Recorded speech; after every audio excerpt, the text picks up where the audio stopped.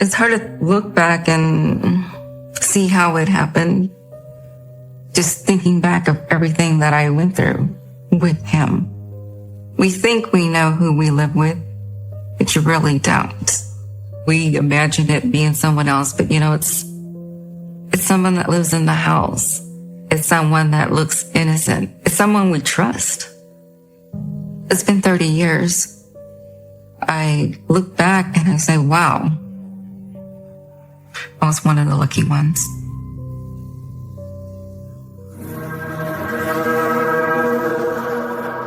I tried to stop a lot of times.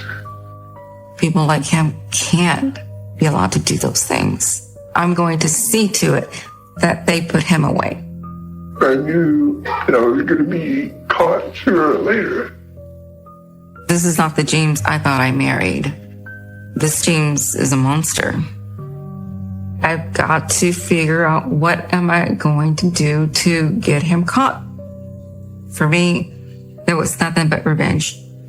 He pretty much met his worst enemy, and that was me.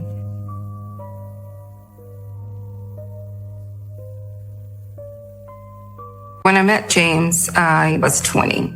I met him through people that I knew. On our first date, we talked about the religion that we both are, Catholics. And James said that he was an altar boy when he was young. And he talked about it very proudly. So he just seemed like a really nice person. Then, he said, I'll call you soon. Mom, I'll get it. And I was expecting it to be something like a couple of days, but it was the very next day. Hi, James? That was James's pattern, just calling constantly. He'd go to work. He would call me up on all lunch breaks. How many times does he go to call? My family just did not like the fact that he called all the time. Every time the phone rang, oh, it's him. It's him again. Tonight. Sure. Can you get him to stop calling all the time? I didn't see anything wrong with him calling constantly. Bye. I just felt like, y'all are just jealous because someone's interested. There's something wrong with that boy. I guess maybe they sensed something I didn't.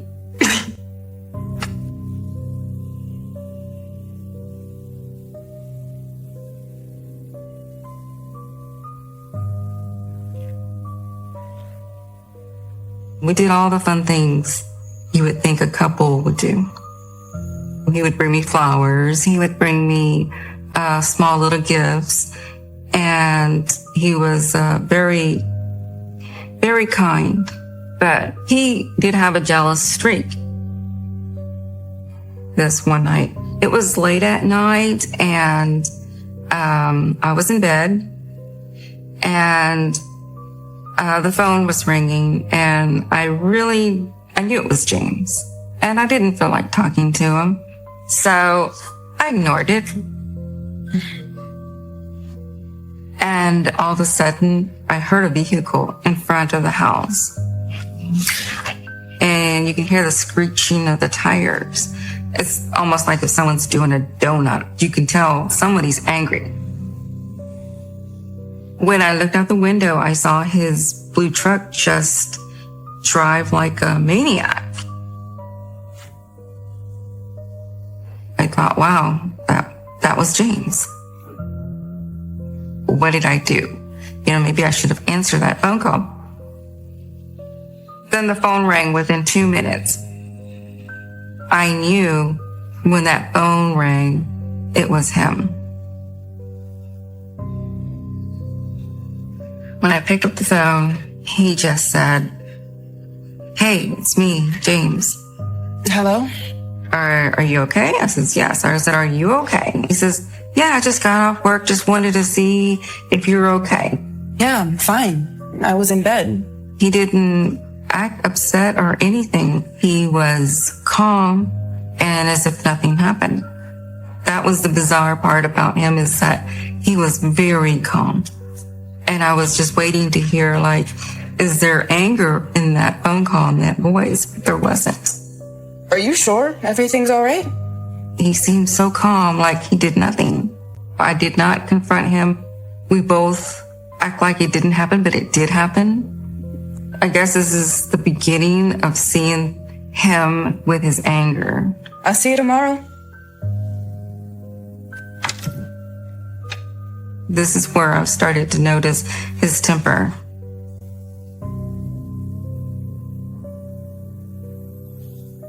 He wanted to make sure that we got married before he went. He didn't ask me to get married. He kind of told me to get married. But I wanted him to feel safe, that I was going to be with him, that I wasn't going anywhere. So we went up there to the courthouse and I was crying. This is not what I expected a marriage to be. We had the little ceremony and that was it. About 4 months after our marriage, he left for boot camp. He gets back from boot camp and he's excited. I'm excited because we haven't seen each other in a while. We go into the bedroom and we start to make out. And then he's like, kind of trying to put my hands behind my back and kiss me at the same time. And I felt, like, whoa, wait a minute, what's this? Oh, what are you doing? I just want to try something. And then he asked me about tying up. He asked me if he could do that. And he called it a game. I wanted to please him. He just got back from boot camp, and I know that must have been hard for him. So I was up for just about anything that he would wanted to do. But when he started to tie me up, it didn't seem to be a game anymore. You might like it. I saw the look in his eyes. It's like they stood out much brighter. I'll never forget that look in his face. I never saw that before. This doesn't feel right. And then I just said, no, I don't like this. Stop. Wait, stop, get off. What's wrong? He stopped immediately and he was very apologetic to me. I don't like this. Hold on. He says, oh, I'm sorry. And I thought, wow, where did this come from? What made you want to do something like that? He says, I just wanted to try something different. You don't have to do it if you don't want to. I'm sorry. I won't do it again. I thought it was it. I thought that I would never have to confront that again, but I was wrong.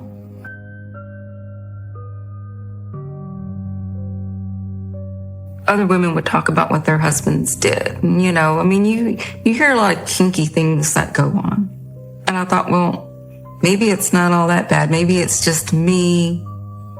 And that's when I did allow him to tie me up the second time. He tied me up, kind of like an X style.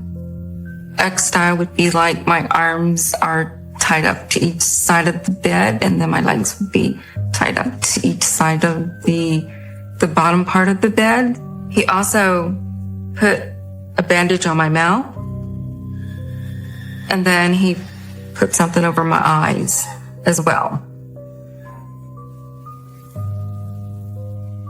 We didn't have actual sex. He was satisfied with just having the briefs on and rubbing himself against me. I started to get very angry, and the more angry I got, the more excited he got.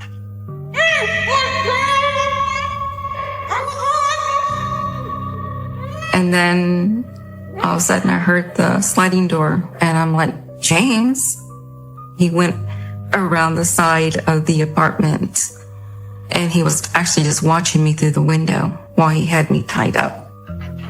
Well, at least that's what he told me he did.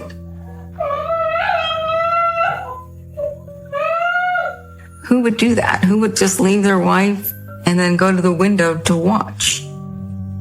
I was really pulling on each side, trying to get out, especially when I realized that he left me there. I felt very vulnerable at that point. This is not a joke. This is not funny. This is something I really do not like. And then he came back, he untied me, and then that was it. Where were you? Get me out of this! apologized, and he didn't bring it up anymore. That was it. Looking back, I think that maybe he did that to see if I can get out. Maybe I was practice. I knew I had an urge to want to be with women in that manner. In what manner? To have them tied. He was very unhappy being in the service. I think the reason why he didn't like the military is because being confined underwater, you certainly can't be looking for victims. When James started coming home from sea, he sort of said, well, he needed to relieve stress. Something that he always went out and did was jog.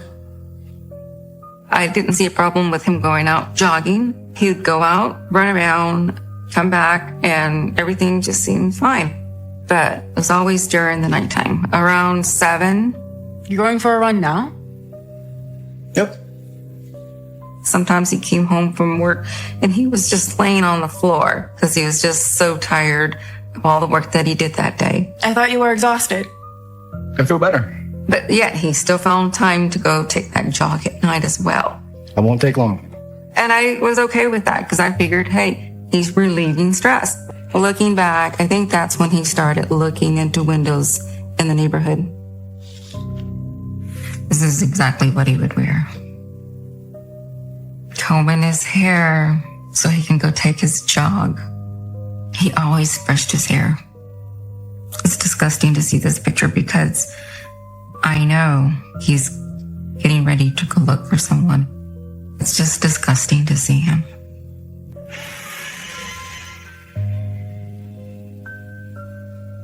James is kind of the person who everything in the house had to be an exact way. His routine was taking out the trash every day, whether it was a fourth or whether it was full. He had to take out the trash. This one night, when he went out, took out the trash, he was gone maybe 5 minutes. He's still not back. And the trash is just around the corner, so he should have been back by then. So I went out to where the dumpster was and I looked. James? At that moment, I could have swore I saw him look through the window. It made me wonder, what are you doing? What are you doing? I saw this lying here. What do you think? He kind of like bent down and he had a screen in his hand. He says, hey, here's a screen. We need this screen, for our window. I think it's probably the right size. Wait, And I said, wait a minute. Were you looking into that window? hold on. What's going on? He said, no, I wasn't looking in that window. I was grabbing the screen because we need a screen. And I said, I think I saw you look into that window. And he said, I wasn't doing anything. I already told you. I kept asking him and asking, and the more I asked, he started to get angry. And he said, no, we can go around and knock on the door and you can ask them. I didn't want to make a big deal out of something unless I was 100% sure, and I wasn't. So because I didn't have proof, I just said, okay, well then I guess he wasn't looking through the window. I guess it was the screen that he was there for. I wish I would have listened to my instincts, but there's just no reason to suspect somebody that you're married to.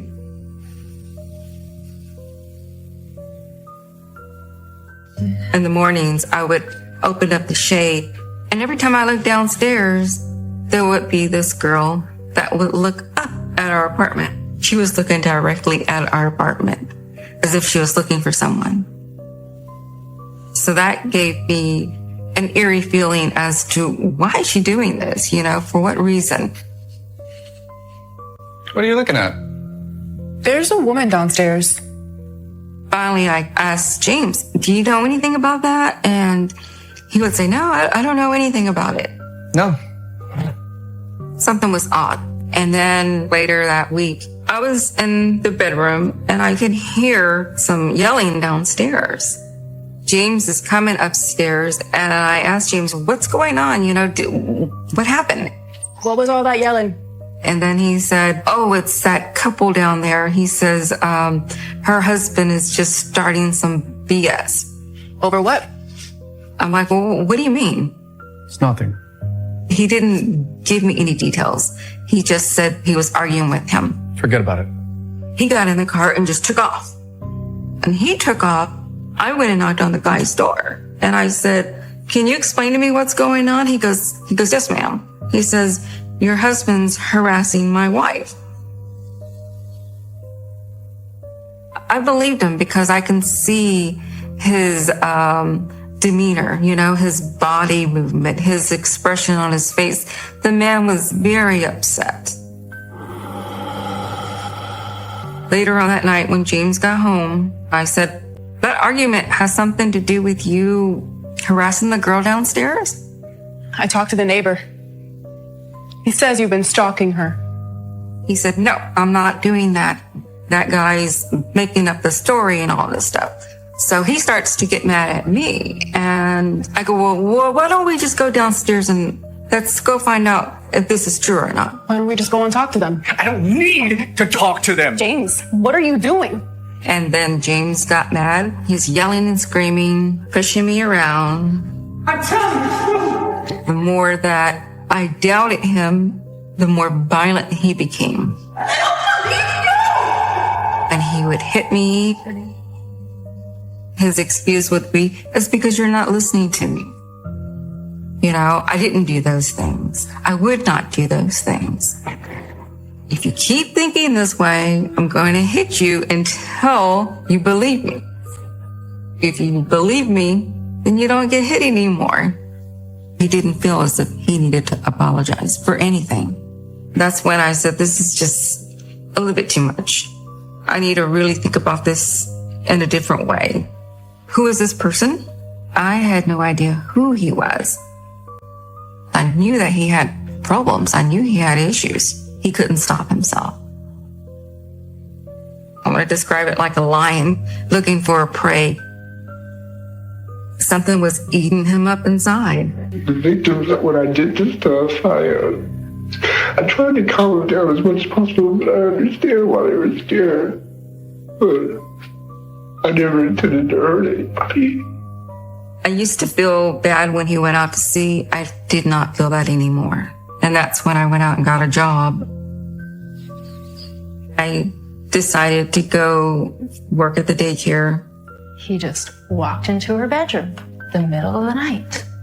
So I was at the daycare and I walked in one of the rooms and these ladies were talking about the peeping Tom person What's going on? that's wearing a ski mask and there was a rape that was done. It's probably all the same guy. They were like, Linda, you have to lock your doors and, your windows because there's somebody out there. I ignored it. It went up one ear, out the other. That's not going to happen to me. Lock your doors, put your alarms on. I'll get it. But then James calls me from the boat and he tells me, I want you to lock the doors and the windows because there's somebody out there with a ski mask and they're looking through windows or something. The strangest thing is he was telling me about himself. And I had no idea that that was him. He himself called me up to tell me to be careful of him. That's crazy. Okay, bye. There were all little red flags that I chose to ignore because I doubted myself. I kept thinking that's not possible when it was possible.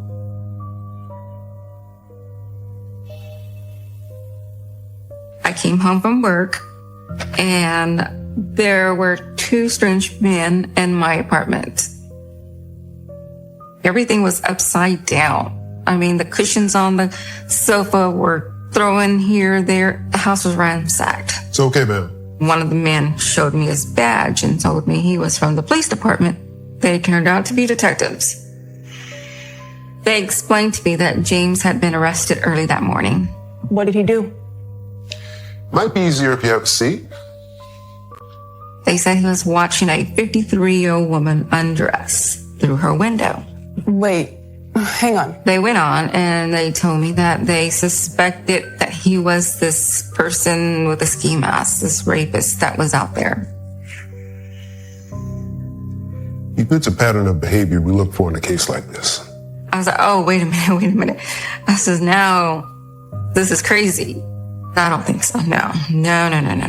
I believed he was a peeping Tom, but I did not believe he was a rapist. They told me that there was a woman that was raped at gunpoint, and they asked me if he had owned a gun. Does your husband own a firearm? And I said yes. He has a pistol. And they said, well, that's funny because your husband said he doesn't own a gun. And I go, yes, he does. Right then and there, I realized that he lied to the police. I didn't understand why, but I know 100% that I don't know who he is anymore. I don't know who James is. I have no idea what happened to the gun. He must have had gotten rid of everything. So the police didn't have enough evidence to hold him. Okay, I think we're done here.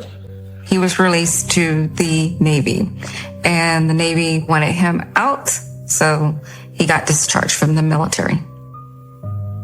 I had intended on leaving him. Then I found out I was pregnant, and that changed everything, because I'm thinking, well, now what I'm going to do?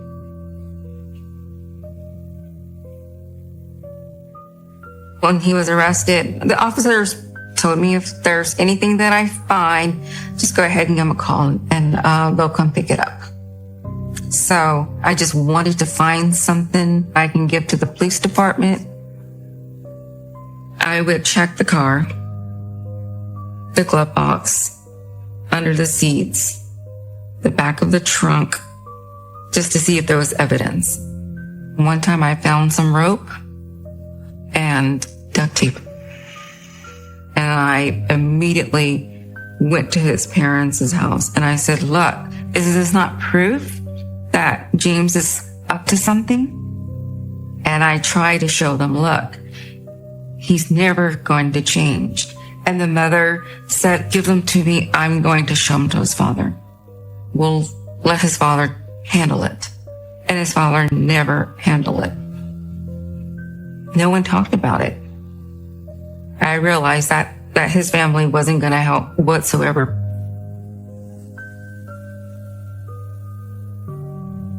When I was talking to James's family members, they said, We have something we need to tell you, and we should have told you a long time ago. And I was told that he had molested a family member for years. We don't know all the details, but it did involve some sort of bondage. He started tying her up the same exact way he tied me up. He actually had his briefs on and did the same thing that he did to me. And he always got away with it. This is not the James I thought I married. This James is a monster. And I knew that there was no fixing that, because that's something that he grew up doing. And that's something that's implanted in him. So it's gonna be a matter of time before he does it again. I didn't want that same pattern to continue on. So right then is when I decided that's when I was gonna see to it that he got put away. Did anybody ever say anything? We couldn't. Then I asked him for help. I said, it's my word against his. I had no proof. The mother had already took the proof and probably got rid of it. Y'all need to come with me and say something, so that he can be put away. He's going to hurt someone. You guys have to come with me to the police. But they were fearful. They were like, no. Do you know what he would do if he got out? He would kill us. We can't do that. We're scared of him. Oh, please. I'm sitting there just pleading for them to help me. Come forward, because he's going to do it again. You just need to leave Get away from him. But nobody was going to talk, because he controlled them 100%, all of them. We have to stop him. Then I just kept thinking, okay, well then I've got to figure out what am I going to do to get him caught. How does it make you feel when you have them tied, James? I feel excited, very tense and excited, and aroused, and nervous and scared all at the same time. This is a picture of me and my daughter when she was little. I didn't want James to have any part of her. I needed to protect her. It would have been a blessing if he would have been arrested before the baby came, but that didn't happen. It gave James the opportunity to roam around the streets. He went back to his normal routine right after my baby was born.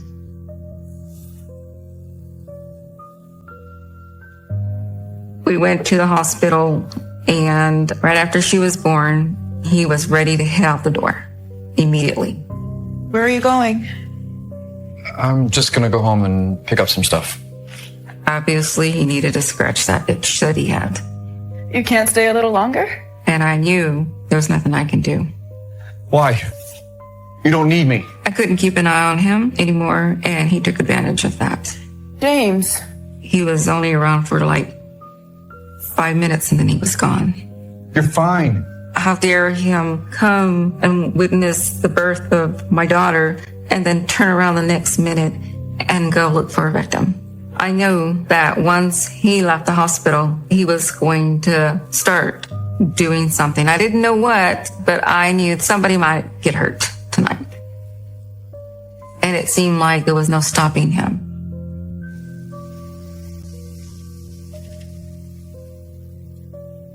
This picture is taken on Halloween. I didn't like going trick-or-treating with him. It bothered me because I think that was an opportunity for him to see who lived where in the neighborhoods. That's why he would always hold my daughter, look like he's a friendly father.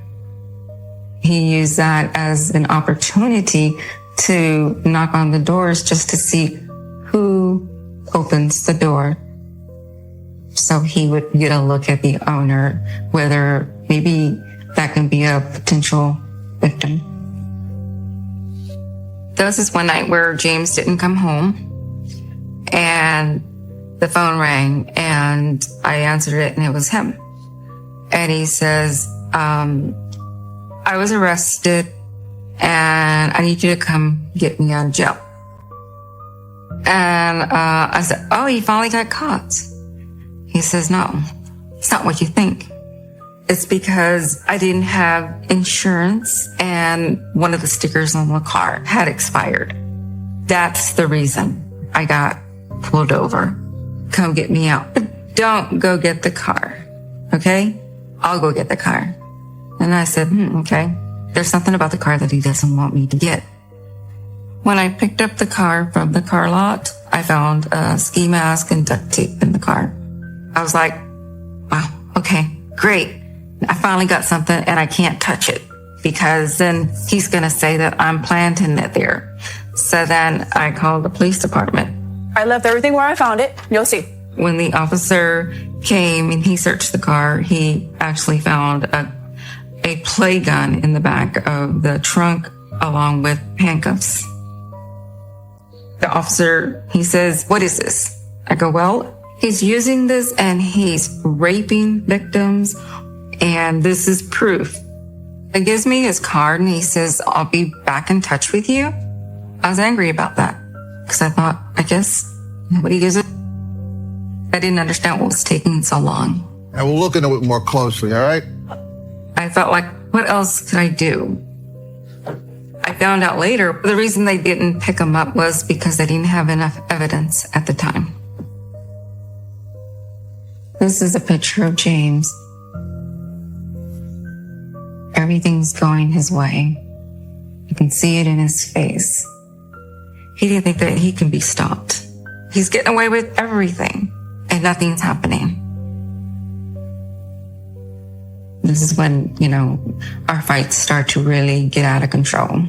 It was just a tipping point. You just didn't know what was going to happen. It was so difficult to live with someone like that. The smirk on his face says it all.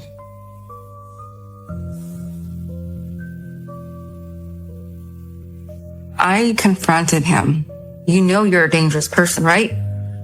This needs to end, James. And he agreed. He said, yes, I know that I need to be stopped. He admitted to me that that's exactly what he was doing. I know. I remember telling him, look, why don't you just hire a prostitute? They'll do whatever you want. Why don't you do that? Somebody who consents. I don't want someone who consents. And he said, it's not the same. I don't want someone willingly. That was what he said. It does nothing for me if they're faking it. What turned him on was control. Tying them up, having his way with them, seeing them resist. And then that's when he says, well, you're going to have to let me have sex with you if you want me to stop doing things. I'm thinking that if I didn't let him, then he would go out and attack someone else. So I did. I let him have sex. I remember looking at the corner of the ceiling until he finished. Lie down. I hated it when he did it. I cried, but I thought that would be a way that maybe he would stop hurting someone else. I had to let him do this, but he didn't like that because I was not participating. I was completely numb, so he couldn't stop himself. There's no way someone like that can stop. It only escalates to something far more. I got an idea that if I would pretend that I was a city worker for the water commissioner, that it would be easier to enter an apartment without breaking into it. Time took its course, and they finally caught him because he attacked a 15-year-old girl, and she was able to fight back, and she was able to identify him.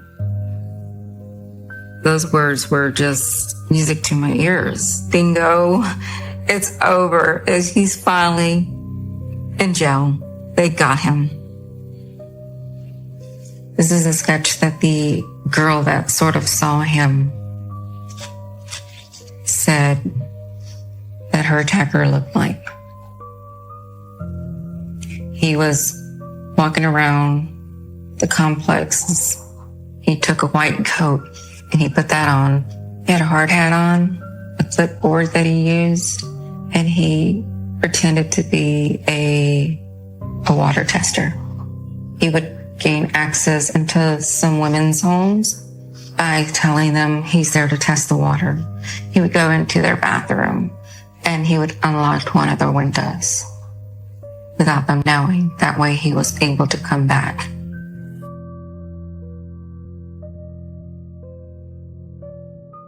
When he was arrested, I went to the police station and I pleaded with him to tell the police everything. I said, you really need to tell them everything. Tell them. It's the only way you're going to be able to help yourself. Tell them everything you did. He says, okay, I will. But you're going to be there, right? I told him that I would stand by him, but I had no intention. Sure. Anything you say. I just wanted to see him get put away for a long time. You're doing the right thing. He started confessing. The officer said that he sang like a canary. I began wanting to see women undress through windows. After that, that's when I got the idea of maybe entering the home. And from then on, it got worse. He would just drive around the neighborhoods looking, seeing if there's someone that he liked. And if he liked them, he would go back again to see if they live alone. How did you pick this individual? It's by random. was driving by, and I just happened to see her completely random. He mentioned how easy it was to go into people's houses, how people just leave their doors open, unlocked, and their windows unlocked. He described it as if it was inviting for him. I entered through the side door. The woman was standing there with her young child. And she laid down on the floor right when she saw me. She didn't even say anything. She didn't scream or anything. He would apologize to them after he assaulted them, and then he would offer them advice as to locking doors for people like him. I untied her and said I was going to leave. I said I was sorry for scaring her and doing what I did. And then I left. I wanted to know why. Why did you do these things? He didn't know why he did them. All he said is that it started when he was a young boy. It was inside him a long time ago. How did you develop this urge at the age of 12? What brought it on? TV shows, movies, stuff that I've seen. When I did ask him, don't you feel bad for what you did? And he kind of said, I feel nothing. That's what he said. I feel nothing. I just hope that all the people will know that I'm sorry. I want them to know that. He confessed to 15, but he can't even remember how many people that he's attacked. We know 15 for sure, but he says maybe 30. I don't feel good about myself at all. And I know everybody hates me for the things I've done. I know I need help. I didn't want to hurt anybody, and I hope that everybody I did it to is okay, and they can relax and know that I'll never, ever hurt anybody again.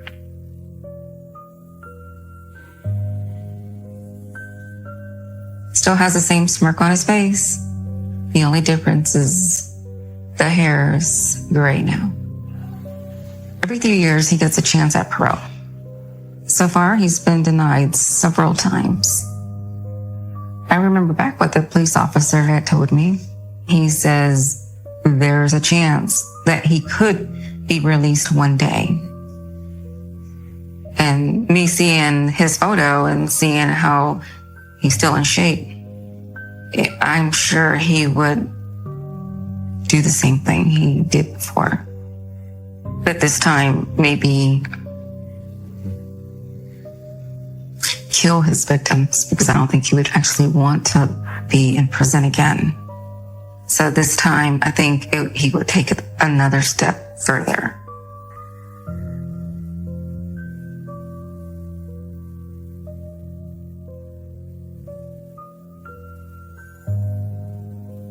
I had James serve divorce papers while he was in court during the trial. And he signed away all custody rights of my baby to me. So I knew that I was finally safe, and so was my daughter. But I just didn't trust anybody anymore. I knew that I needed time. So I waited for time to pass before I started dating again. I decided to put the past behind me. If you want to go forward in your life, you want to move on, not think about the past constantly and dwell upon what happened. You've got to make a change in your life and move forward. But I check periodically just to see when he's up for parole next. He will keep getting an opportunity. And if he were to get out tomorrow, I can guarantee you that he would do the same thing again. I had an idea of what I thought evil was. I always thought evil was like people that committed crimes against children, rapists and things like that. People think evil has a face, but it doesn't. It comes in all shapes, forms, sizes, colors, genders. And you can't tell. It's walking amongst us. be mindful of who you let into your space, who you let into your life. Sometimes there are blatant signs, and sometimes people put their mask on and masquerade, and you don't know until they take it off.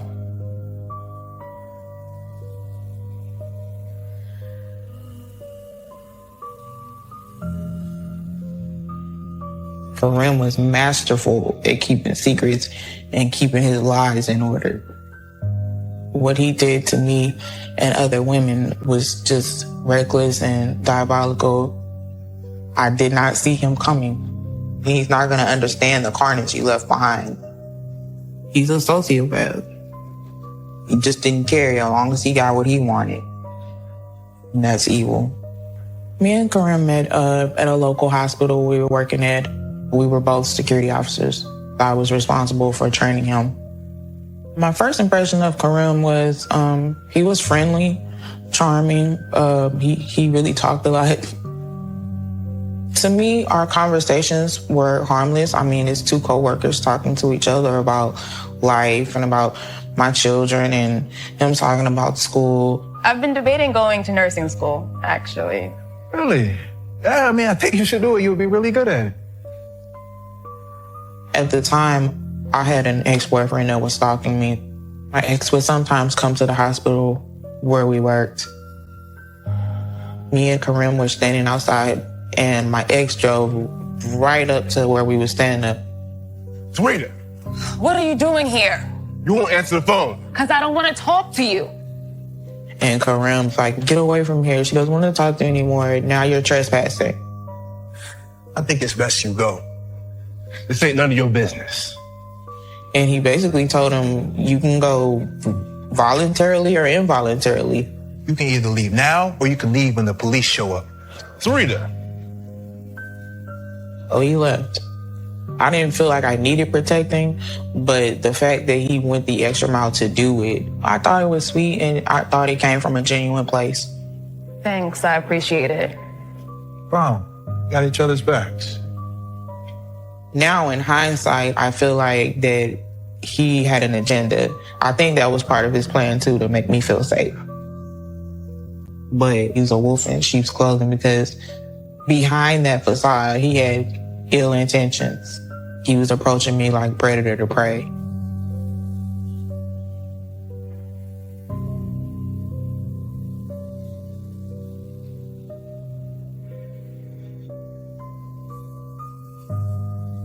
I didn't know where things were going, but we just knew we were attracted to each other. It was like an intense attraction. The first time we had sex, he was like, it's your choice. We can use a condom or not. You have protection? No, I didn't bring any. I have some. He was more than willing to not wear a condom. He just told me it didn't matter to him. I mean, I'm fine if we don't use one, but if you want to, we can. And I told him, no, you need to put on a condom. I'd rather be safe. Knowing what I know now, it makes me angry. He knew what he was doing was wrong. He knew he had HIV before he met me.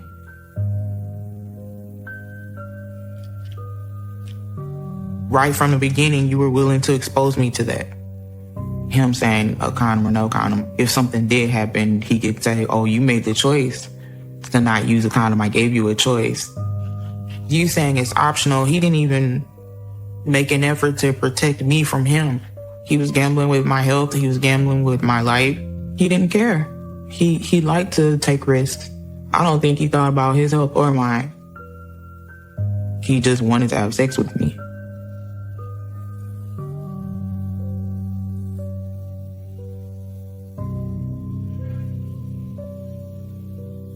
We started spending more time together. And I told him, I don't want anything just casual.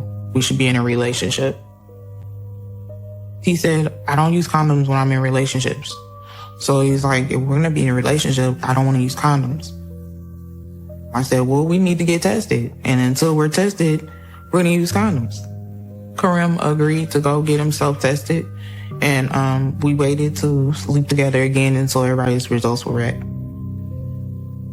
Hey, you.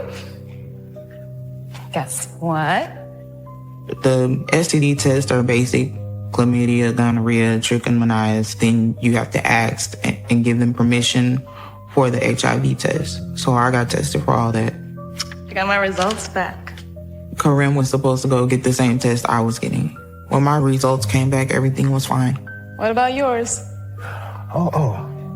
Yeah, right. I showed him my papers. But when he took his test, he only showed me the STD papers. He didn't show me a test for HIV. What about the HIV test? Why is that not on here? I asked him, where's the printout for your HIV test? And he said, oh, they said I didn't need to have a printout. They will contact me if anything was wrong, which sounded familiar to me. Felt like I was pretty street smart and I could recognize when somebody was trying to BS me. But, you know, some doctors like, oh, we don't call you, everything's fine. No news is good news, which is what I figured happened with him. I never got a phone call, so I guess it's all good. But I wholeheartedly believe that he did not get tested for HIV because he knew the answer already. That was the first of many lies he told that started off like a domino effect. He told this one lie, now he has to keep lying. So you want to skip dinner, go straight to bed, or? Okay, settle down. He didn't care about my health. He didn't care about my children. He couldn't have, because he absolutely knew that he could pass the virus to someone. But I trusted him. I got on birth control pills and we never used condoms again. I thought that I was being responsible. Every time he slept with me without a condom was a chance that he was giving me HIV.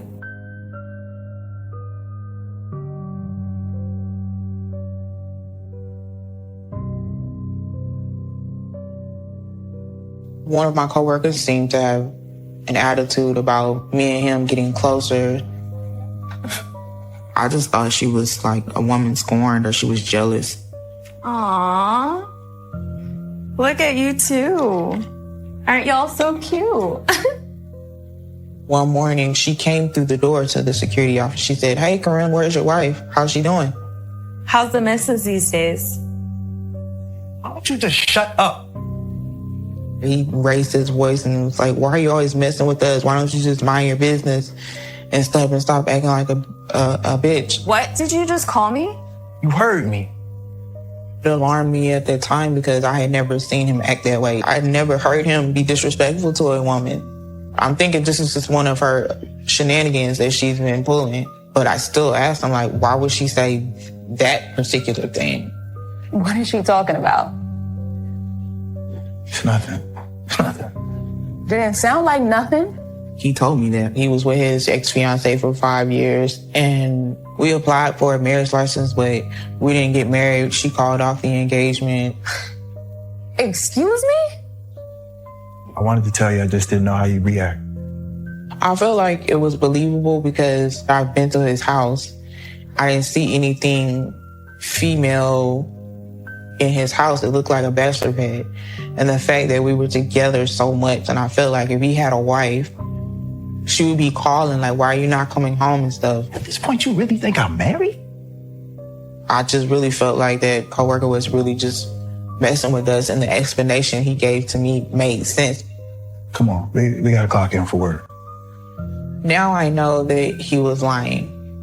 And that was only one small lie. There was much bigger ones waiting for me. My mother knew I was dating Karam because my son told her. So the natural next step was to introduce him to my mom. She really liked him. They got close to a point where they had each other's numbers. And then the first time I brought up not having met his family was Thanksgiving. Happy Thanksgiving. I'm out of here. Take care of you too. Thanksgiving came. And I was like, you know, what are you doing? Can I meet your mom? Can I come over? The kids and I don't have plans. So I was thinking maybe you'd like us to join you? He said no. I don't think that's a good idea. So I'm like, you met my mom, you met my kids. I haven't met anyone from your family. You haven't even brought up the subject. Why am I bringing it up and you're not? Why not? And his explanation was, They still talk to my ex-fiance. They're still attached to her. Even though we broke up, she's still in contact with them. And my mom has made the statement, don't bring anybody around me unless you're engaged. Look, trust me. You don't want to meet my mom right now. It won't go well. The explanation he gave me seemed reasonable just based on the time frame we had been together. I mean, we hadn't even been together a whole year. She had been in his life for 5 years. So I could understand that. I don't want to think that you're trying to hide me. Come on. You know it's not like that. You got plenty of time to meet them. But Christmas 2013, it was another opportunity for the families to get together. It was the same thing, you know, nobody else from the outside. It's just family. So at that point, I just stopped asking. When I look back on it and I know what was really behind the scenes, it was masterful. I now know Kareem's mother knew that he had HIV. And I believe Kareem didn't want me to interact with any of his family so he could keep his secrets.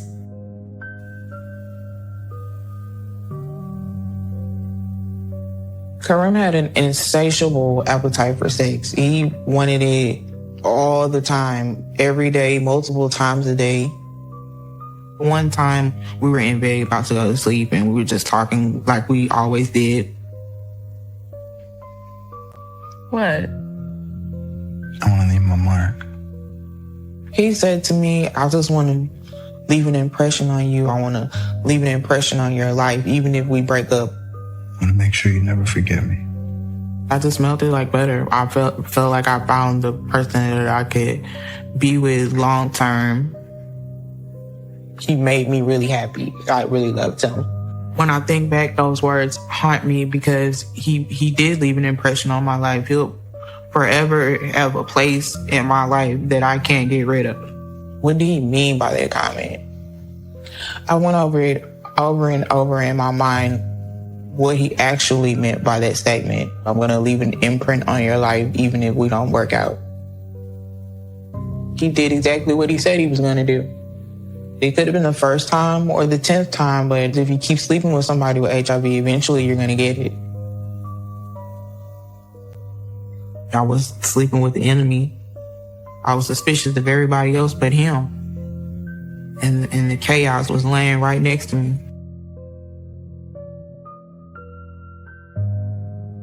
Last time I felt normal was April or May 2014. The next couple of days after that, I thought I had the flu.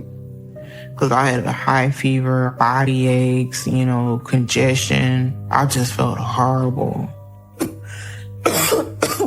And I felt like that for about a week and a half, 2 weeks, maybe longer than the flu should last. That's when I started going to the doctor.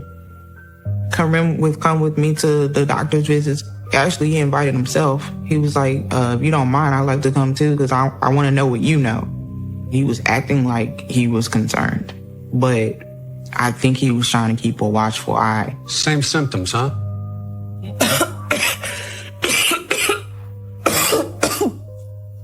It took them so long to find out what was wrong with me. Even the doctor was scratching his head like, I don't know what's going on. Well, this doesn't look like the flu. Your labs don't look good. I don't know what's hashappening. Well, what do you think it is? The blood work is concerning. And the doctor was like, I'm going to send you this to a nutritionist. And Kareem was like, see, I've been telling you, you need to get on your nutrition and stuff. He was like, Doc, I tried to tell her she needs to eat healthier. All you need to do is exercise and eat right.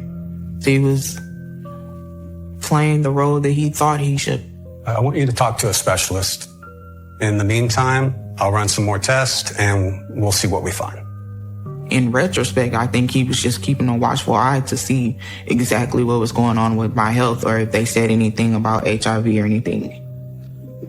He was going to the doctor's appointments to see what his next move should be. He probably knew he was making me sick. He was like hoping that I got better. I want you to get better. I hope we find out soon what's causing this. Kareem watched me get sick and never said a thing. I was progressively getting worse. I started getting this condition, like these blotches on my skin, and it would just burn. Then I started losing my hair, losing more weight. I wore a beanie all the time. At one point, I was so sick, I couldn't bathe myself. I don't know what's wrong with me. I had got down to 135, and I looked like death. It was scary because I didn't know what was going on. I went to the doctor, and he said, your labs look really bad. I don't like the looks of this. These are signs of HIV. That was the first time HIV was ever mentioned. But I didn't think that's what it was because we both got tested, and it was negative. That's impossible. He asked me if he could run an HIV test, and I told him, sure. You're wasting your time. Go ahead. I still want to make sure. Okay, I don't think that's going to change anything, but... Kareem was with me, and he was like, don't cry. Everything's going to be okay. He sat there with a straight face, and babe, it's not HIV. It's got to be something else. It can't be that. Why would it be HIV? We got tested. And I was like, I know. Like, I said, well, let him run the test. I mean, we don't have anything to hide. He didn't even flinch. I'm sure when they figure it out, they'll call us and they'll let us know. He didn't look worried. He didn't get fidgety. He was just sitting there with his arm around me. He said, babe, everything's going to be okay. We're going to find out what's going on. I was near death, and he knew that. And at any point in time, he could have said, maybe it's this, so can you check for this, rather than watch me deteriorate. Let's go. It was cruel for him to watch me suffer. He'd rather me get sick and die than tell me the truth.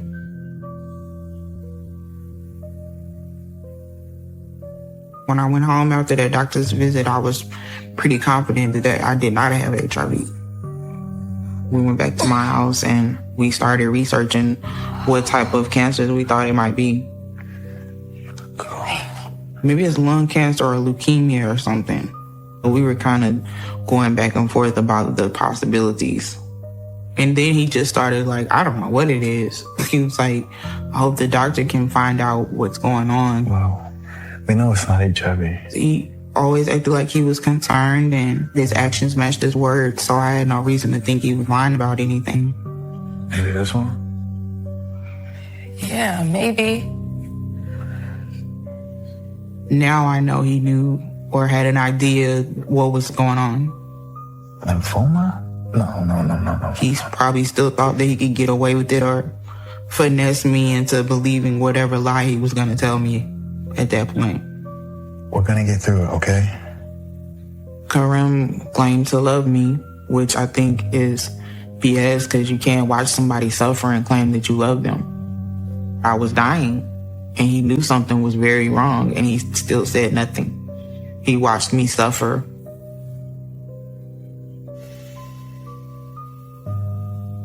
The next Thursday, I was in the ICU. I had been running a fever for 3 days, and I kept throwing up. I felt like I was dying. So I went to the hospital, and they told me everything that was wrong with me. What is it? The doctors came in, and they said, Ms. Anderson, I know your doctor ran an HIV test, and he said, we also ran an HIV test, and we're sorry to tell you that you have HIV. And I was like, no. And I'm like, do you have the right patient? You must have made a mistake. Unfortunately, yes, ma'am. We ran several tests. And then I found out other illnesses I had in the ICU. I had nephritis, which is inflammation of the liver. I had hepatitis, which is inflammation of my kidneys. I had a UTI. I had severe anemia. My hair was gone. My nails were gone. I had lost 65 pounds. My blood sugars were out of whack. I had a pancreatitis and gallstones. Kareem was responsible for everything but my diabetes. Everything was a direct chain reaction of the HIV. They told me a month or less and I would have been gone. I would have died. We should discuss treatment options. Not right now. They said, do you have any questions? I was like, no, get out of my room. Just get out. Then I called Kareem. I was like, you need to get here, and you need to get here right now. He said, what's wrong? I'm like, just get up here right now. I'm in the ICU. I knew he had it because he was the only one that I slept with, so there was no question that he gave it to me. Just hurry up. I just was anxious for him to get there because I wanted answers. I never thought he gave it to me on purpose. I thought he cheated on me. But it made me want to kill him, like literally kill him.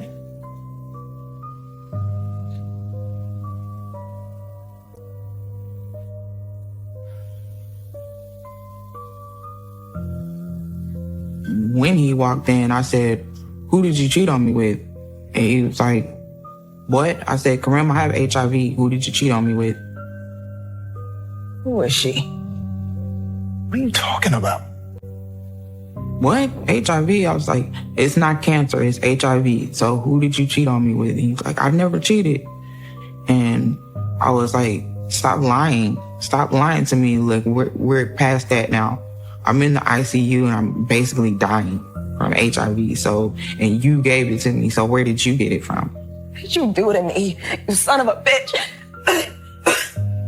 If you cheated on me or you lied about your test, he was like, no, I took that test. It was negative. So you cheated on me. I didn't sleep with anyone. I said, this is not making sense. It's either one or the other. Which one is it? You say you didn't lie about your test, so you had to cheat. That was the first time that he did not have all the answers. Oh my God. I don't know what happened. He was leaning over like this and stuff, trying to conjure up some tears, reacting the way he thought he should react by, kneeling over and making the faces like he was crying, but there was like one tear. Now I think about it, it's comical that he was trying so hard to get those tears out. And they weren't there. That's why I think he's a sociopath. He has no conscience or humanity. I think that's all emotions he learned to fake. I was like, something about this is not right. I don't know what it is, but he's lying to me. And I've never thought he lied to me. Just get out. Get the hell out! I don't want to look at you. I was like, I don't want to hear any more lies. Just get out of my room. Felt like I went into a grieving period and he was just making it worse. So I didn't want to talk to him. I blocked his number. When he would come to my house, I didn't answer the door. I just kept telling him I didn't want to talk to him. But I honestly thought that he cheated on me. It never crossed my mind that he would lie about that test.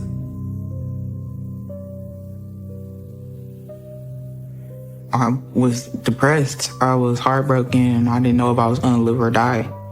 And I was just like, this is a bad dream. Like, this can't be happening. How did my life get to this point? A month ago, I was fine. I was happy. How did I get here? I'm gonna get AIDS and die a horrible death. I blamed myself. Like, I should have saw something. I should have saw some red flags. Where were they? How did I miss them? I couldn't fight through this. I fought through a lot, but this broke me. It broke me into little pieces. And so I took an overdose of insulin. I passed out, and the next thing I remember is my mom was like, get up, get up. She said she knocked on the door because she saw my car outside, but I didn't answer, so she used her key to come in, and she found me on the floor. So that's how she wound up calling the ambulance.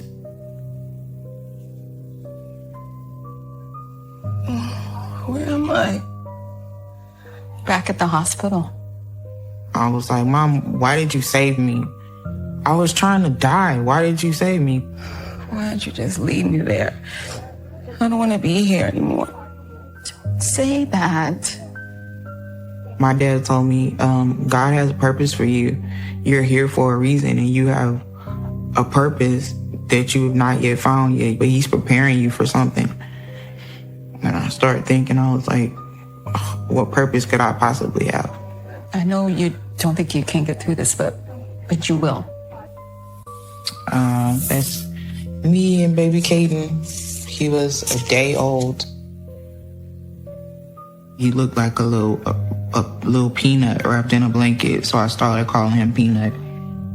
When I first found out I was pregnant, I didn't know how to feel about the baby. First person I called was Karim, and he said, "You have to get rid of it. I don't want to have a baby like this." I was like, I don't want to have HIV like this, but here we are. I let Karim know whether he accepted it or not. I was going to go through with the pregnancy anyway. But the doctor told me if I kept taking my HIV medication, there was only a 5% chance that I would pass HIV to my unborn child. They tested him right after birth, and it was negative. I felt like it was a miracle. I didn't know why I was given that miracle, but I was just thankful. I had been waiting for somebody to will me to go to see him. This was a happy day for me, and a lot of sadness. He was some happiness. It took a lot from both of us for him to get here. That's the day I said, no, I'm gonna live. I chose life that day. I can't do it. I can't kill myself.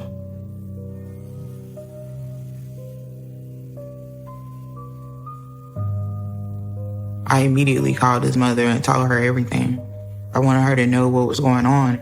Hi, my name is Sarita, and I'm sure you have no idea who I am. I told her my name, and I said, I've been dating Karim, and I have HIV. And she said, what? And she started crying, and she said, have you talked to his wife? He's married? That was a surprise to me. After I found out he was married, I went on social media and found her. I sent her a message and told her everything that was going on.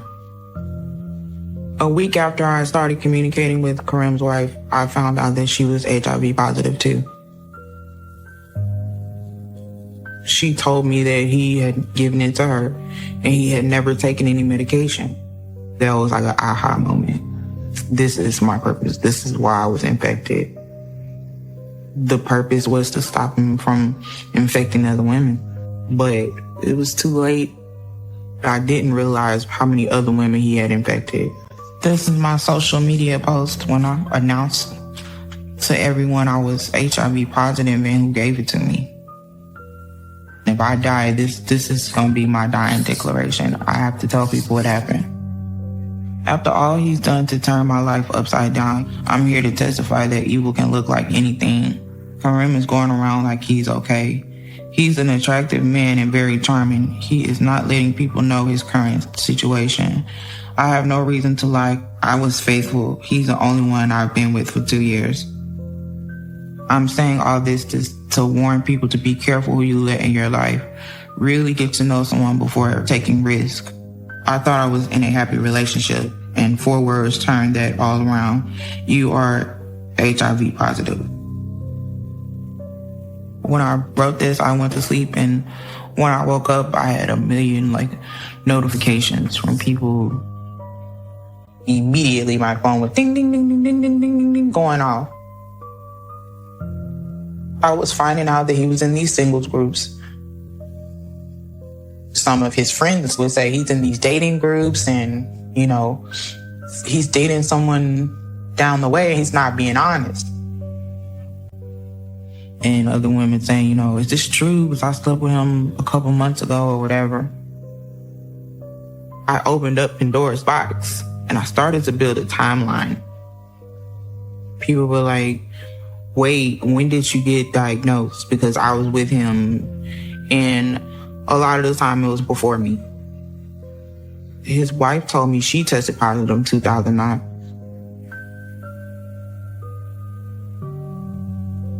And then I got an anonymous message from someone from the county clinic that said he had tested positive in 2010 and he never came back for any medicine. I immediately blew my top. By the time I was involved in a relationship with Karim, he had already been giving women HIV for 5 years. I didn't want to believe it, but it made too much sense. This is why he didn't act surprised. But I was devastated all over again. Because now I'm like, maybe he didn't cheat on me, but the alternative is much worse. It's much worse. You tried to kill me. Karim knew every time he slept with me without a condom was a chance that he was giving me HIV. I hated his guts. I wished death on him every day. Every second of every day, I was thinking, why is he still breathing? Why is he still walking around? Why is he able to enjoy himself? Why has anybody killed him? It made me mad that he was alive. To the point where it's like, if nobody else is gonna kill him, I'm gonna do it. So I would just sit up and think about ways about forensics and things I've seen on TV and what is the easiest way I can get away with it.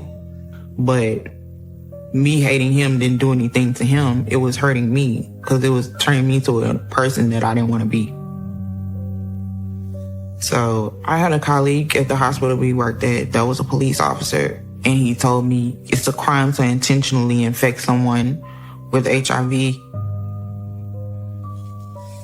When he gave me that information, it gave me hope. There's another outlet than shooting him. There is a way to get him without getting myself locked up. I called the police and told them I wanted to file a report, and they turned my case over to the Special Victims Unit. I gave the police all the information I had collected. I was on like a crusade to get him. I have medical records, text messages. Tell me what you need to put him away. I was trying to get all the people I found on board so we could get him together. I told them I'm not the only one that he gave it to. There's other women. I've already found 12. I've been messaging the other women. The officer asked, would they be willing to give me a statement? Do you think you can get any of them to come forward? I said, everybody said no. I tried. They don't want to talk. Does this mean that you can't arrest him? Not necessarily. Right now it's your word against his. I often wondered what my purpose was. Why am I here? I kept asking, why me, why me? Well, my conclusion was it had to be me. I had to be broken to be put back together stronger so I can bring him to justice. Nobody else wanted to come forward. That's why it had to be me. I feel like I was chosen. Whatever it takes. He has to be stopped. I was prepared to be waiting years, but it was a matter of months before he was arrested.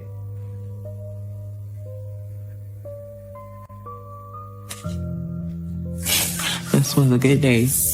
This is Karim's mugshot. The SBU detective said we have a warrant for his arrest and we're going to be serving it to him in the morning. So I called Karim the next morning and I was like, enjoy your last hours of freedom. He was like, what are you talking about now? I was like, the police are coming for you.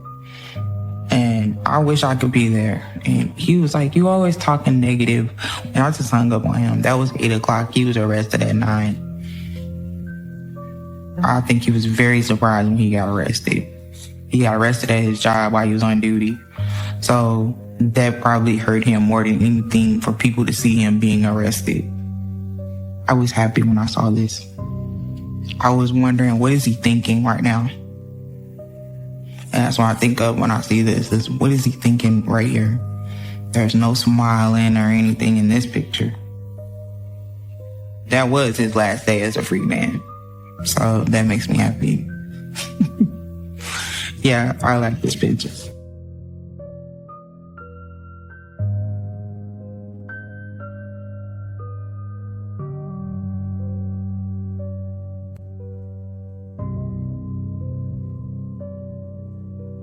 The last time I saw Karim was after he got sentenced, and I went one time to the county jail to finally get some answers. I asked him, why did you do this to me? I just want to know why. And he said, would you have been with me if I told you? And I said, if you had no wife and you had been honest with me and you were the person that you portrayed yourself to be, yes. That doesn't answer my question. One of my questions to Karim was, why did you try to kill me? I want to know why you wanted me dead. Did you intentionally go into our relationship knowing that you were going to infect me with HIV, and why? And he doesn't like that. I never tried to kill you. I said, well, I almost died and you sat there and watched. I didn't want you to die. No, I didn't. My intention was not to kill you. I love you. I was like, so your intentions were not to kill me, but once you saw me getting sick, why didn't you say anything? Because I didn't think I was the one making you sick. Nobody else got sick.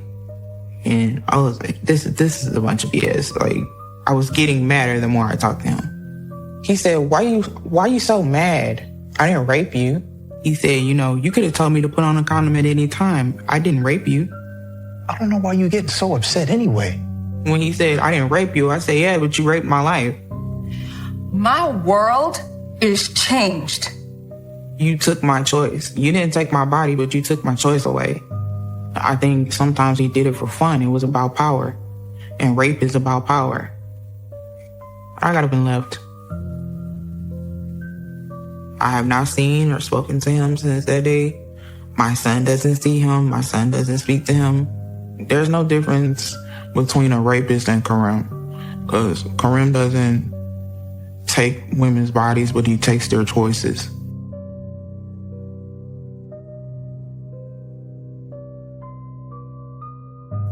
Karim was definitely a wolf in sheep's clothing.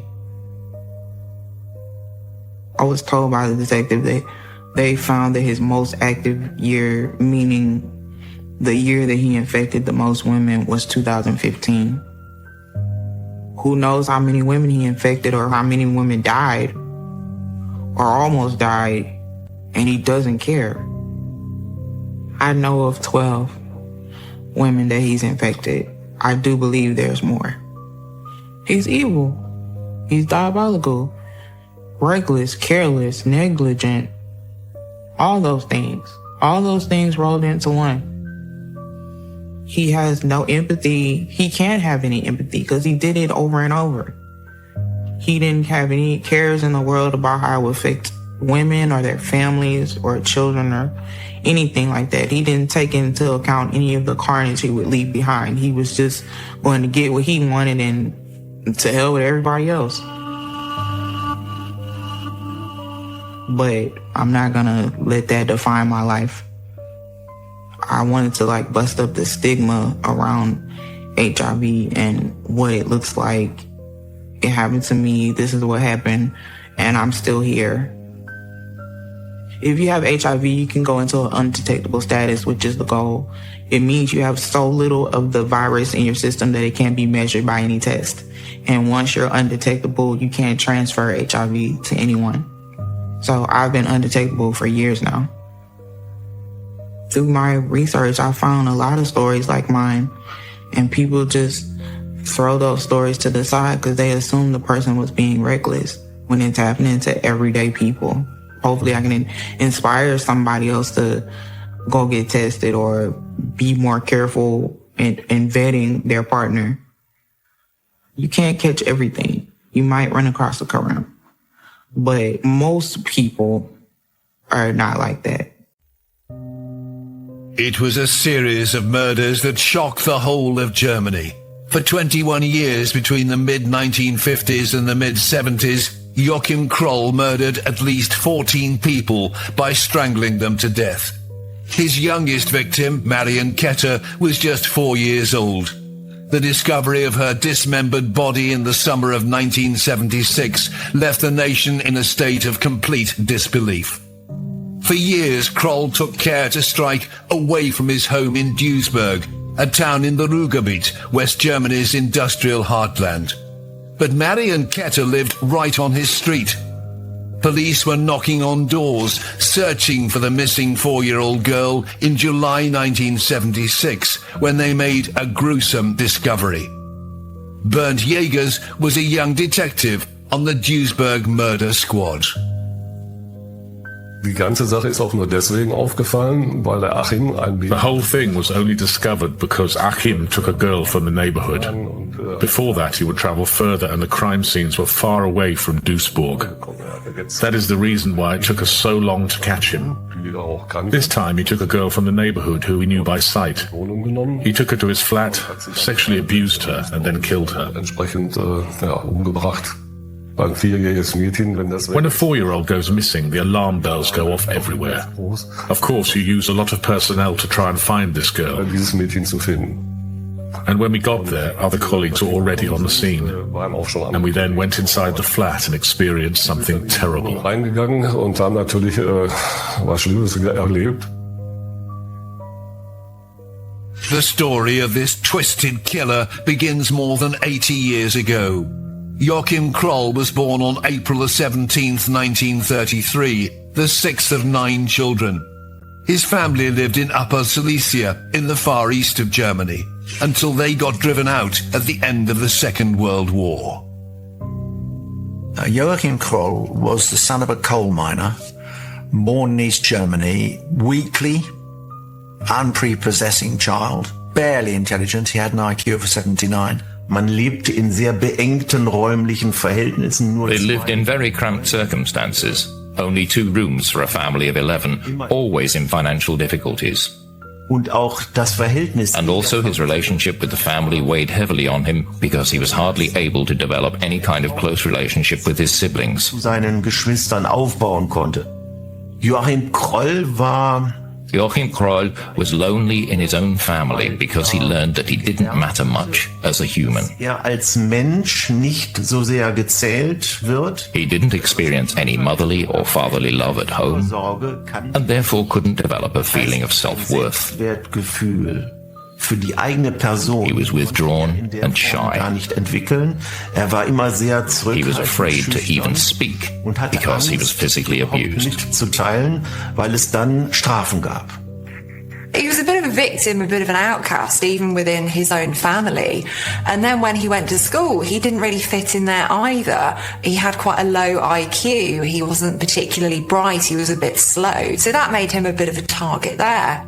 And then later on, he was drafted into the Hitler Youth. You know, perhaps his father thought this was a way of sorting him out and making him, you know, a real man. But that didn't really work out either, because he didn't fit in with that particular culture. So here's somebody who's always been something of an outsider, somebody who doesn't always fit in, who isn't really accepted anywhere. Als die Rote Armee kam, when the Red Army came, all the Germans were driven out. And for the Kroll family, it was an odyssey, because they went from place to find another home somewhere. Kroll had to watch women being raped, people being killed, how small boys played with explosives and blew themselves up in the process. So, as a young man, Joachim Kroll had already been badly traumatized. Junger Mann, stark traumatisiert worden. You have to bear in mind that Achim had always been teased and bullied. Even in his own family, he was always the loser. When one of them did something, his siblings would always say Achim did it, so he would be beaten again.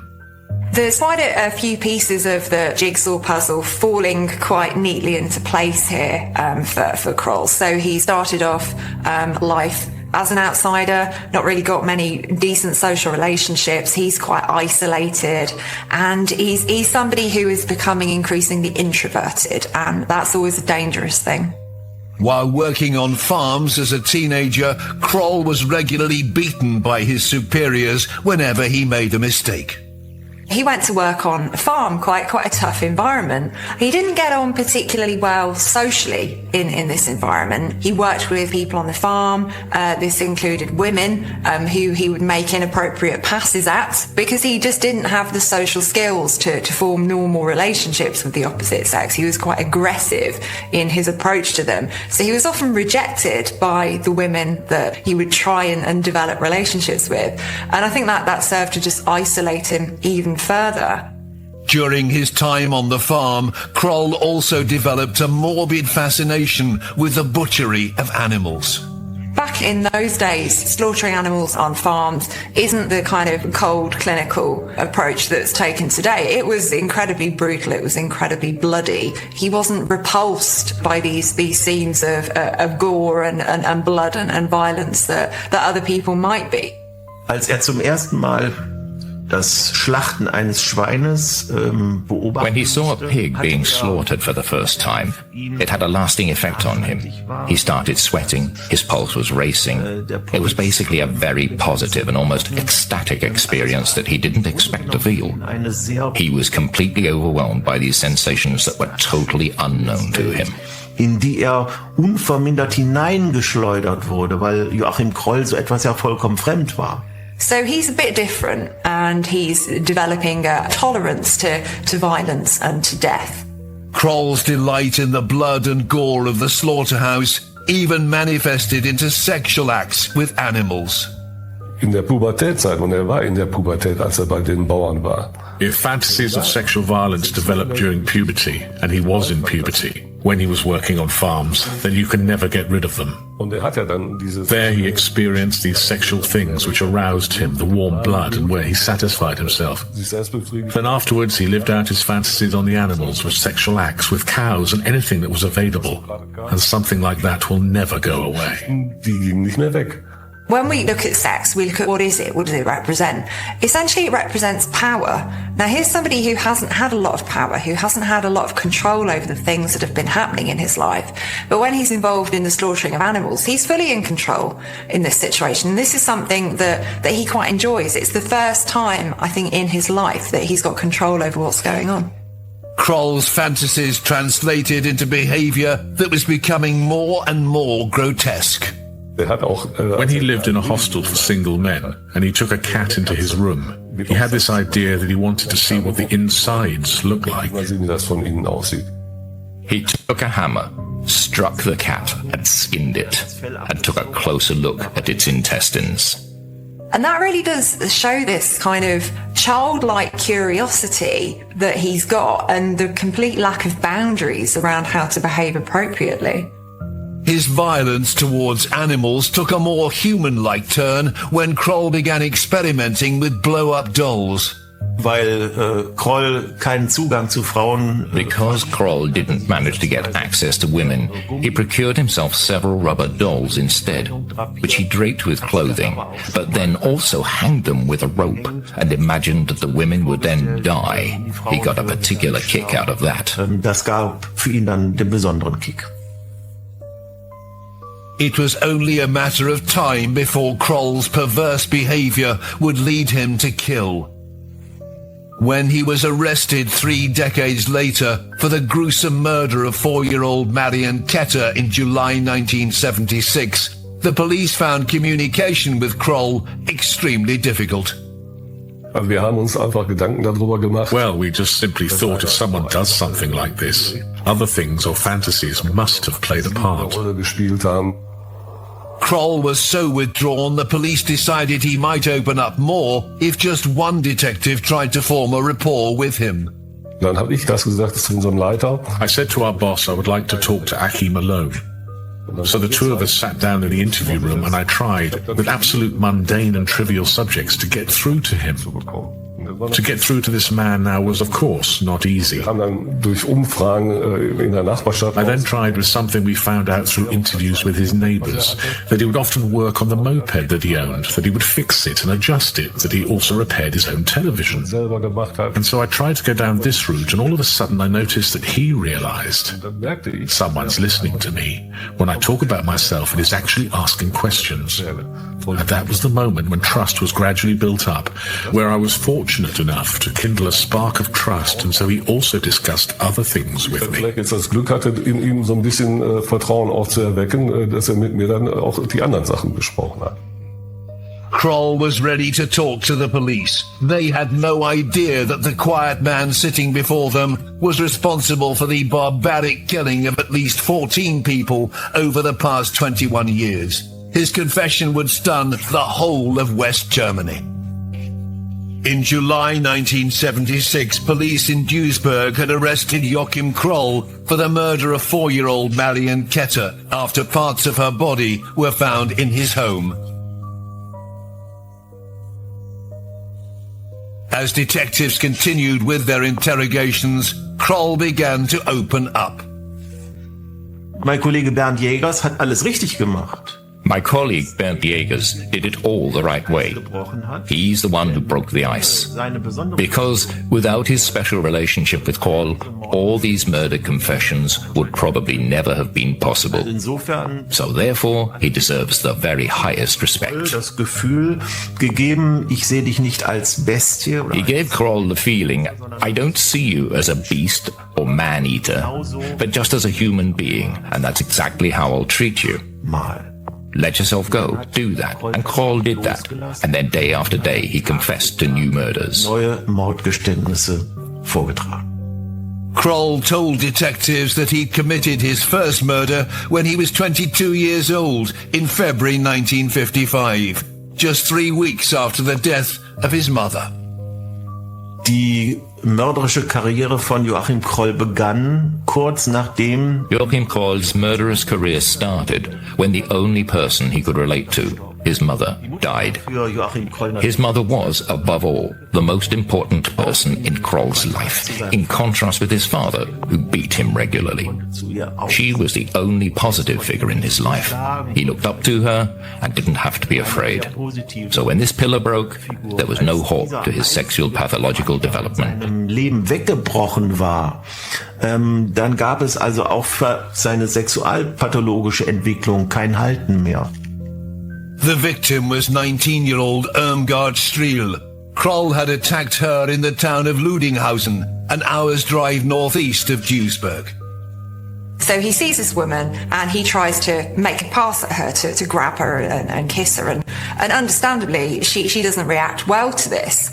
Das hat ihn so stark. That rejection stunned him so much that he thought, I'm a human being and I want to live my sexuality, so I have to find another way. And so violence was the only solution. As a result, he kind of shovels her off into the woods where he sexually assaults her and he kills her, and then he mutilates her body.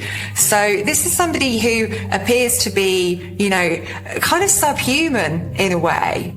When we put his first murder in context, the only way that he's felt powerful and that he's felt in control is when he's been killing animals on the farm. So when he kills his first victim, this is another exercise of power. It's another exercise of control. But what's particularly important about this one is that he's crossed a line. He's killed a human being. He's killed an individual. And I think this is a line that he will cross time and time again. Kroll began to confess to a murderous career that had lasted for the previous 21 years. He had developed a familiar MO, sneaking up behind people and strangling them to death. Kroll was one of the few people who almost fulfilled the stereotype of a serial killer. He did have slightly staring eyes and a small, rather weaselly, rat-like face. He tended to be furtive in all his movements. He targeted women, but they had to be inert. Well, the only way that Kroll could be assured that his female victims were inert was to kill them. He would strangle them rapidly, often by surprise, usually in isolated places. He was the sort of chap you probably would have wanted to cross the street to avoid. The main effect of strangulation is that it blocks the blood supply to the brain and it blocks the blood coming back from the brain to the body. That's far more immediately damaging than pressure on the windpipe or blocking off the air supply. So once you've blocked the blood supply to the brain, once the arteries aren't supplying it with blood, you've literally got about 10 seconds before you lose consciousness, so it's quick. As Detective Bernd Jägers continued with his daily interrogation of Kroll, the story began to captivate the German press, who dubbed the killer the Duisburg Cannibal. His nickname at one point was the Ruhr Cannibal, or the Ruhr Hunter. because he regularly boasted in the wake of his capture that he ate the victims. He said it was the only meat he could eat. Man muss das vielleicht auch mal so erklären. You have to explain that back then there were all kinds of stories published in the press, wild stories, none of which were true. Let's say the Bild Zeitung published interviews word for word in the newspaper, but we never actually talked to the Bild Zeitung. They published such things as, now Achim Kroll is being given cake or potato fritters, so that he will confess to the next murder. This is, of course, total nonsense. Now we were there every day, also at the weekends, in order to keep Joachim's spirits up. So I just asked him, what would you like to eat? Which is quite normal. He would say, I would like a piece of cake. Then, of course, we would go and get cake. But that was just about being human, and not to get a murder confession. No one would confess to murder because of that. Das muss man sich ja vorstellen. In den Medien wird... You have to imagine, Kroll is built up in the media as a monster, a man-eater, a cannibal, and then the police go and serve him with his favorite food. In the end, it was also just a tactic to get Kroll to talk. And using these means has to be allowed. Zum Sprechen zu bringen. Und diese Mittel müssen dann erlaubt sein. Having gained the confidence of Kroll, the police got a clear insight into the perverse fantasies that ultimately motivated him to commit his appalling crimes. He needed this killing. He needed this seeing how to kill, and that gave him sexual gratification. But the corpses in themselves no longer interested him. He just left them. He did not cover them up, nothing at all. And then he got the bus or train or whatever home in a completely normal way. Kroll tended to minimise his behaviour, and as criminologists we call this techniques of neutralisation. So rather than describing them as the horrendous things they are, he described them as his funny feelings, you know, something that was a bit of a quirk, something that was a bit odd. So he's minimising what he's doing by describing it in that way. Between 1955 and 1976, Kroll told detectives that he'd killed at least 14 people and that he could take them to some of the crime scenes. Officers decided to drive him to a series of cold case locations throughout the Ruhrgebiet region. They hoped by allowing him to reenact the murders, it may help them identify his unknown victims. The police captured photographs of these macabre reconstructions. Wir als Vernehmungsteam hatten keine Akten, kein gar nichts. We as interrogators had no files, nothing at all. We drove behind them. They stopped somewhere. Then Achim got out and we asked, Achim, have you been here before? And if he recognized something, then he said, yes, I have been here before. He then looked at it all and went with us into the forest, depending on what crime scene it was. He then could describe how it had looked at that time. That was incredible. He had a photographic memory. He did not know where he was, but he just had this photographic memory. Kroll would try and identify a specific tree or shrub, but he couldn't always find what he was looking for. We would find a few places where a forest used to be, but now there were high-rise buildings. Then he didn't know anymore and he said, I'm sorry, I can't say if I was here. I don't know. Of course, this was sometimes frustrating, but you have to live with that after such a long time. Kroll took the police to the town of Essen, half an hour's drive from his home in Duisburg, where he told them how he killed 61-year-old Maria Hetken outside of her house in 1969. He walked around the lake all day. It was nice weather and had this feeling. It slowly turned to dusk and he wanted to go home, but then he saw the old lady whom he immediately addressed and said, do you want to have sex with me? She did not want to, of course. He snatched her and pulled her into a wooded area, and then he killed her there. He doesn't seem to have a particular victim type, which is something that we do tend to see in serial killers. So this could suggest that his crimes are completely opportunistic, that he's not consciously targeting a particular group of people. Using the information gathered in these fact-finding missions, the police were able to piece together Kroll's history of murder. Wir konnten also nur von dem, was Achim Kroll uns bei der Rekonstruktion gezeigt hatte, We could only use what Achim Kroll told us during the reenactment, during the interrogation, and we would ask a few questions about whether or not anything more had occurred, or we asked, Achim, what did you do then? What happened then? Questions like that. These answers convinced us that he is not inventing this stuff, and that he really wants to get it off his chest. After spending 3 months with Achim and looking into more than 100 cases, at some point the defense said, that's enough. Achim Kroll will no longer go into the car with the police. So we could not continue to go to all the unsolved crime scenes.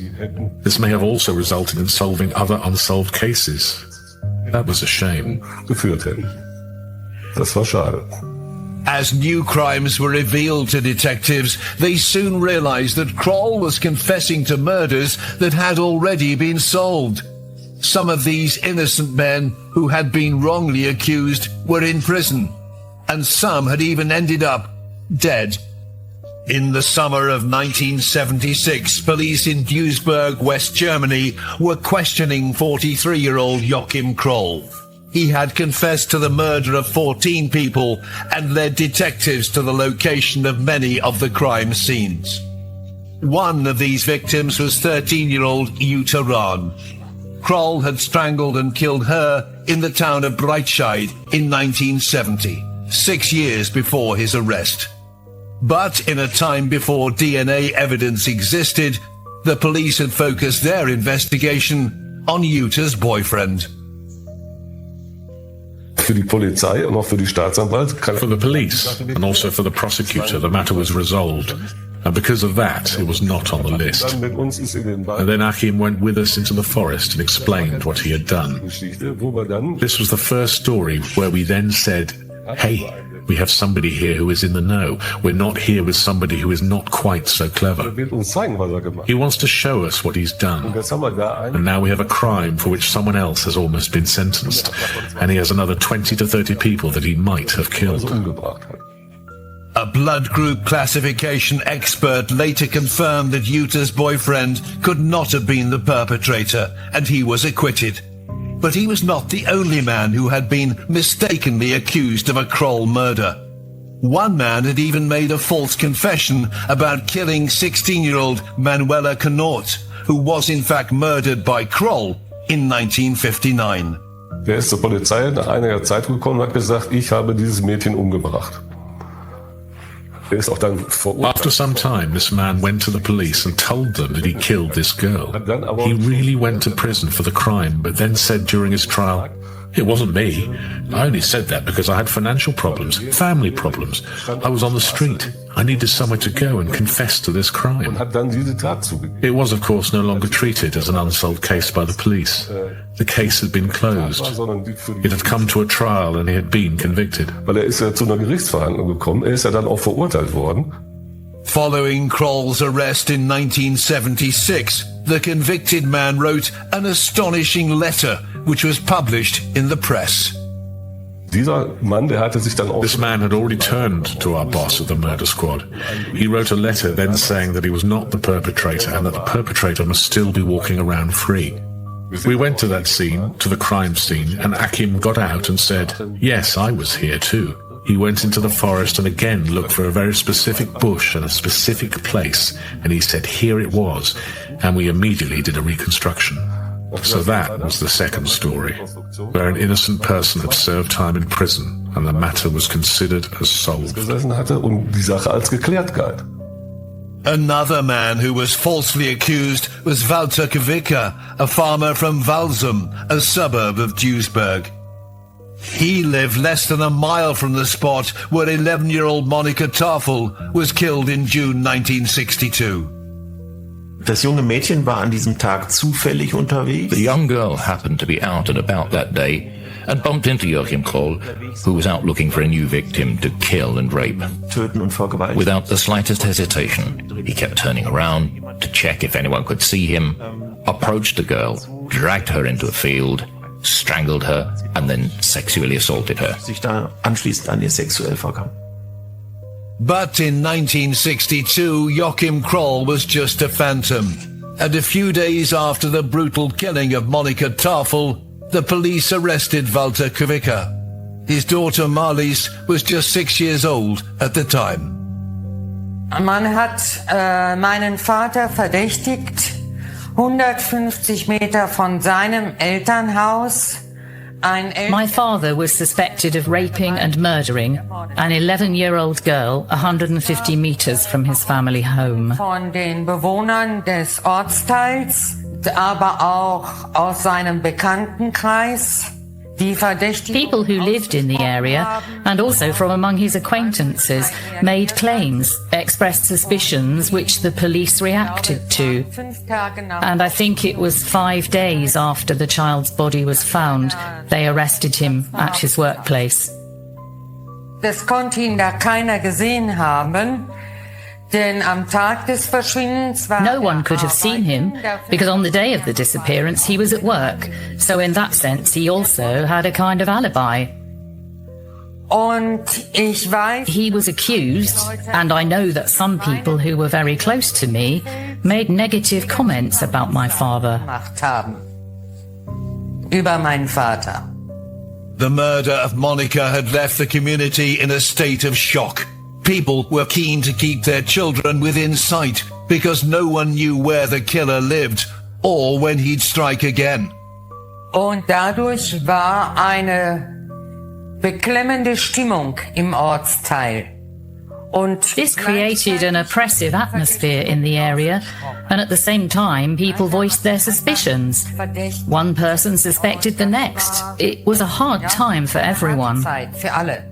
And no one insisted that it wasn't him. The accusations were there. Apart from my mother, she always said it wasn't him. Immer gesagt, war es nicht. Walter was only held in police custody for a few days before being released without charge.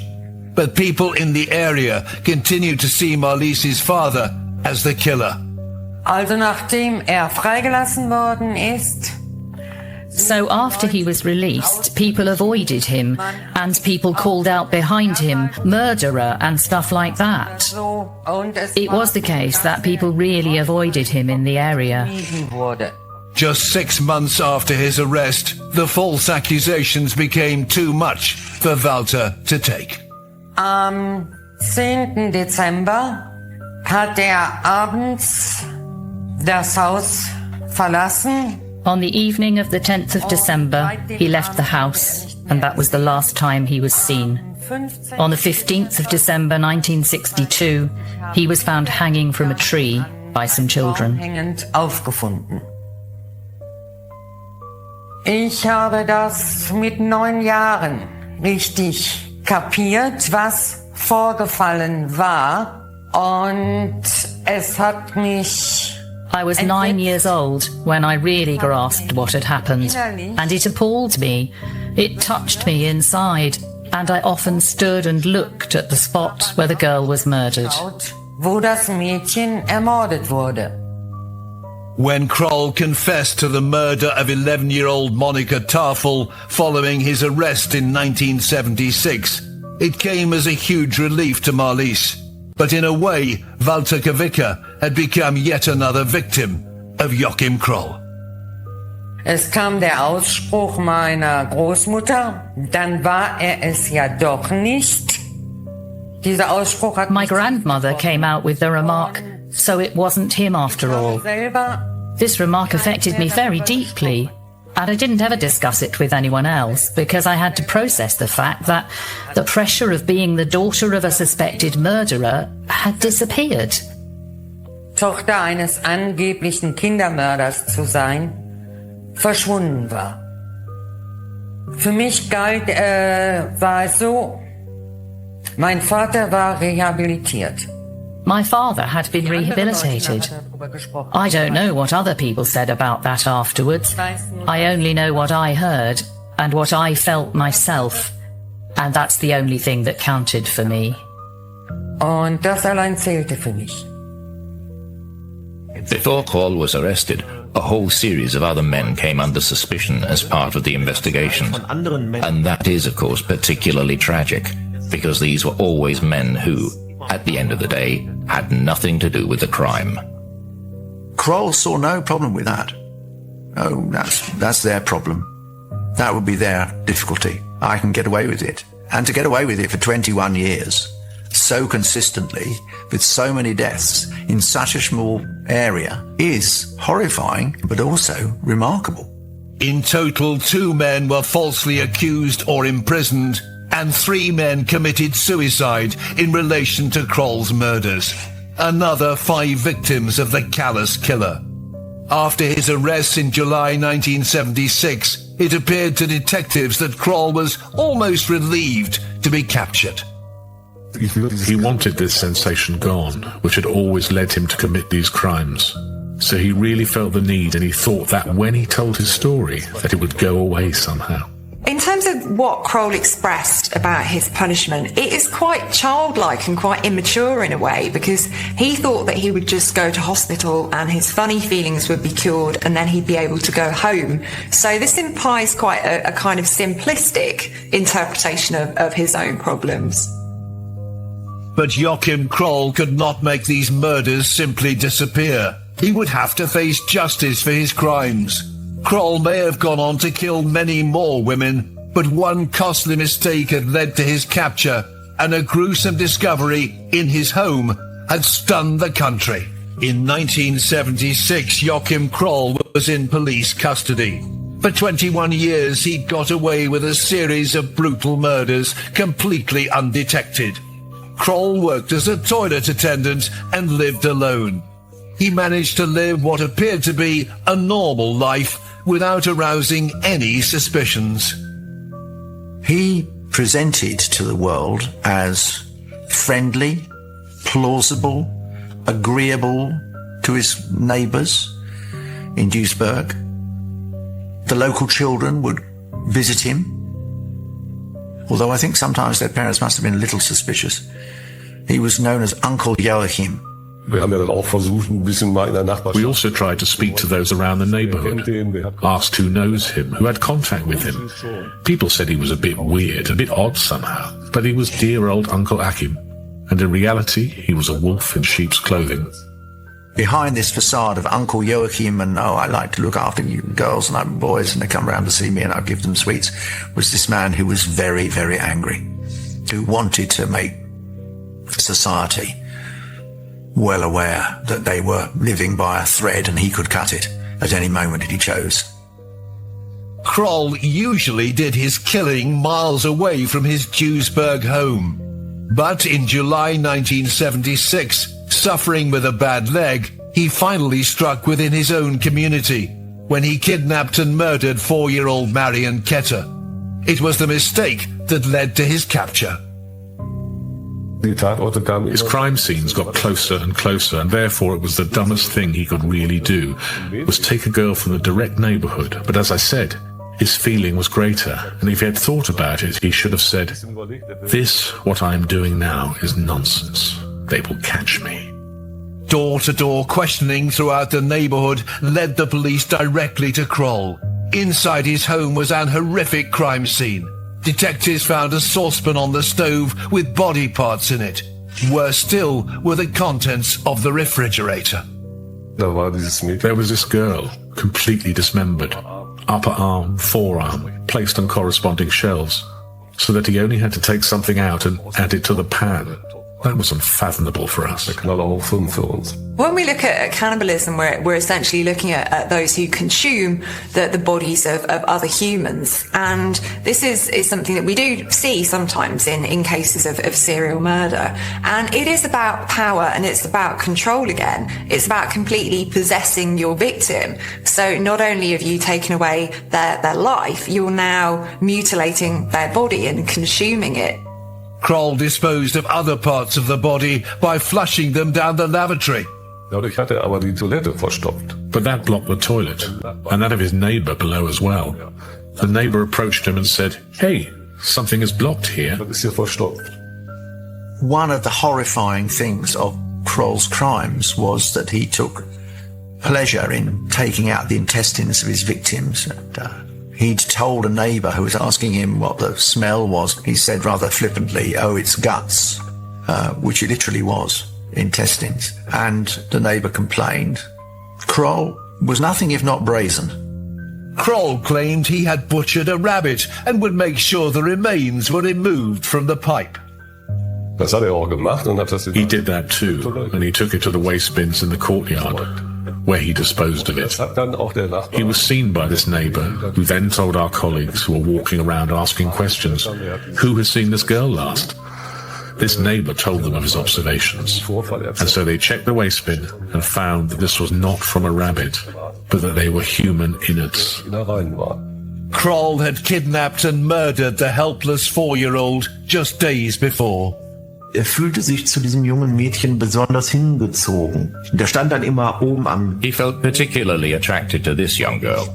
He always stood up in the attic looking down into the playground, saw Marion playing, and got this funny feeling. I want to have this girl, and I will snatch her up at the next opportunity. And the 4-year-old girl did then come into his flat with him. And then he strangled her, and after that did all these awful things that one can scarcely bear to talk about. Schlimme Dinge gemacht, über die man kaum sprechen mag. Well, I was shocked, because I had a son who was not that much older. I had not been in the homicide division long, only for 2 years. That was something where you had to more than just swallow. I have seen many things, but this was something completely new to me, that a human being was able to do such a thing. Kroll had evaded detection for so long and had no remorse whatsoever for the suffering he'd caused. He was not capable of feeling any sort of empathy towards anybody, especially his victims. They were simply objects to him that he wanted to manipulate and kill. And then he was content. Dann war's gut. Achim Kroll never cared about what he did.